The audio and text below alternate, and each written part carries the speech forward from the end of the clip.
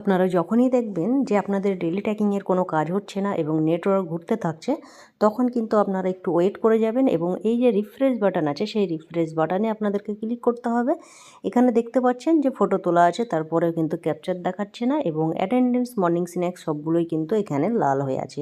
তো এখানে রিফ্রেশ করার পরে দেখুন একটু অপেক্ষা করলে কিন্তু ক্যাপচারও দেখাবে এবং আপনার কতগুলো হেড কাউন্ট হয়েছে সেটাও কিন্তু শো করছে। অর্থাৎ এইভাবে গোল গোল থেকে ঘুরতে থাকলে আপনারা জানবেন এটা রিফ্রেশ হচ্ছে এবং আপনারা যে অ্যাটেন্ডেন্স, মর্নিং স্ন্যাক্স দিয়েছেন সেটাও কিন্তু এখানে শো করবে।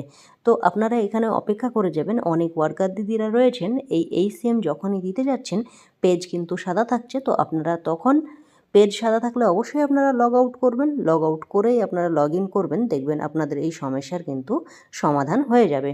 তো এই যে সমস্যা হচ্ছে আপনারা দেখেছেন ডেলি ট্র্যাকিং নিয়ে প্রত্যেক দিন আপনাদের একই সমস্যা হচ্ছে, তাতে আপনাদের কাজ করতে কিন্তু অনেক সমস্যা হচ্ছে।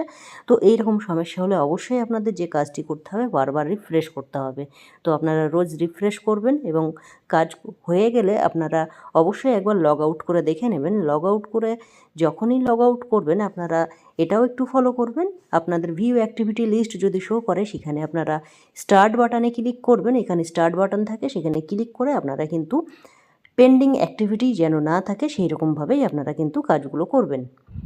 ধন্যবাদ।